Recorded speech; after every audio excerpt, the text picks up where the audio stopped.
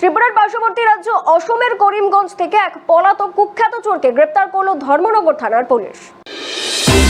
ত্রিপুরা উত্তর জেলা সদর ধর্মনগরে চোরের উপদ্রব বেড়েই চলেছে। চোরদের উপদ্রব থেকে জনগণকে রক্ষা করতে ধর্মনগর থানার পূর্ববর্তী ওসি নারগোপাল দের সময় যে চোরদের নাম এবং তাদের ফটো ডিসপ্লে করা হয়েছিল সেই সূত্র ধরে ধর্মনগর থানার বর্তমান ওসি হিমাদ্রি সরকার ত্রিপুরার পার্শ্ববর্তী রাজ্য অসমের করিমগঞ্জ থেকে রবিবার রাতে গ্রেপ্তার করলো আকাশউদ্দিন নামে এক কুখ্যাত চোরকে।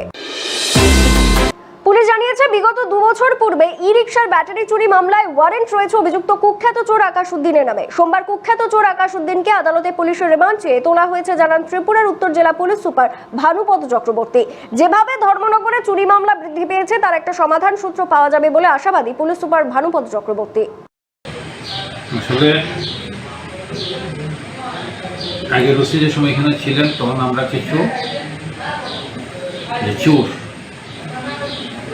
ভেটারান চোর বলতে যাদের বোঝায় তাদের নাম আমরা বিভিন্ন সোশ্যাল মিডিয়াতে দিয়েছিলাম এবং প্রভিনেন্ট জায়গাতে ডিসপ্লে করেছিলাম। তাদের মধ্যে একজন হলো আকাশউদ্দিন, বাড়ি হলো ওয়েস্ট চন্দ্রপুর। আজকে ধর্মনগর বরাবর কাছে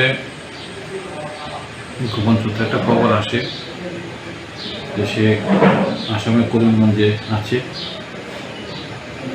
এই খবরের উপর ভিত্তি করে আসাম পুলিশের সাহায্য নিয়ে আমরা আকাশউদ্দিনকে নিয়ে এসেছি। তার বিরুদ্ধে একটা ওয়ারেন্ট আছে। 2022 সালে ওয়েস্ট চন্দ্রপুরে একটা চুরির কেস হয়েছিল, চুরির মাল আমরা পেয়েছিলাম। তো সেই কেসে কালকে তাকে কোর্টে ফরওয়ার্ড করা হবে। স্যার, তাছাড়া ইদানিংকালে যে চুরি হয়েছে সেই চুরির সাথে যোগসূত্র হয়েছে এমন কিছু জানা গেছে কি তার কাছ থেকে? তাকে আজকে ইন্টারোগেশন করা হবে। ইন্টারোগেশন করে দেখি রিসেন্ট যে চুরিগুলি হয়েছে সে কী দিতে পারে এই ব্যাপারে। তবে সে ভেটারান চোর। স্যার, কেস নাম্বার কী রয়েছে ওর বিরুদ্ধে? কেস নাম্বারটা হলো 134/2022। ওয়েস্ট চন্দ্রপুরে চুরি হয়েছিল, সেই চুরির ঘটনাতে সে অ্যারেস্ট।